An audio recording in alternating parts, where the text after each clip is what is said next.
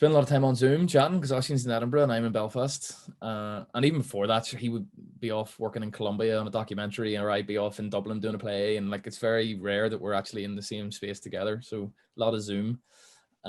We talk through structure, we talk through characters, we talk through like our plan.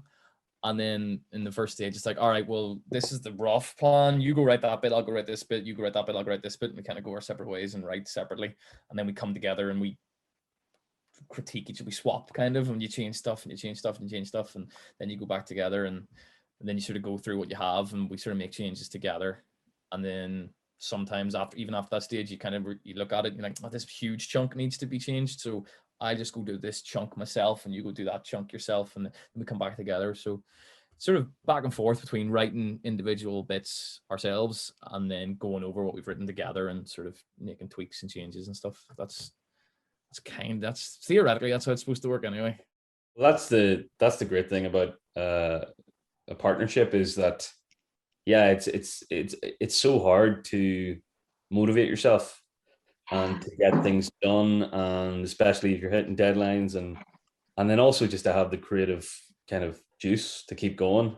So whenever there's two of us, it's great that sort of ebbs and flows that way, or if there's commitments that need to be made, we're more likely that one of us will be able to do it or kind of step in, which is fantastic, because a lot of times I go, Mick, can you take this? I can't do this today, or and vice versa. So yeah. So it works out well, and like we haven't killed each other yet. We've written 3 plays, a radio series, a radio play, a TV show, got more on the way, and we still manage to sit down and look at each other for 10. I see Oisín's face more than I see my girlfriend's face, like, even though my girlfriend's in the other room, but just because I'm on Zoom with Oisín for a full working day, like, and I still, haven't flown over to Edinburgh with a knife. Yeah. Is that pro accounts, or do you sign, like I say, do you want to jump back in 40 minutes, or is that like, because that's the time to run, isn't it? What's the line? Because it's the play set in what, like 2015 is the play set? 2005. Jeez, I'm old. Yeah. Play set in 2005. So it's my mates getting drunk when we're like 15 or 16, and it's like a lad at a house party setting the world to rights. No, it's not about that. It's not about Irish unity. The fact is, in 10 years, Ireland and the UK are going to be so integrated into the European Union that the Irish border question will be made irrelevant. So yeah, that got my biggest lol, I'm going to say.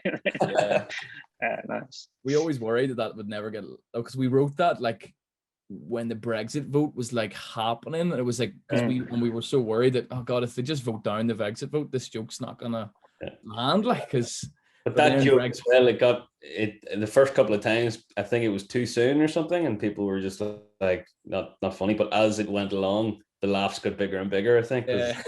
Brexit just became more of a farce as the whole thing developed, And specifically the Irish border's role in Brexit became even more apparent as time went on. So that joke's only ever gotten better, and we were so worried it was going to be so dated after like a year. So if there's been one benefit of Brexit, it has been that joke is smashing it. Like.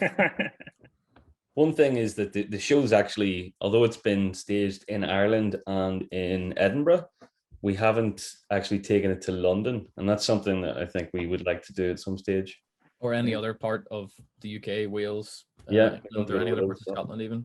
So that's what we were kind of hoping after the TV show came out, that we would come back to Summerhall last year, and then well, obviously that was the plan, and then a big jumping off point for a GB tour, but that obviously didn't happen. But if there's anyone from any theaters in GB who want to reach out, I'm more than happy to lap around your stage and talk about my balls. I think that's a really good offer.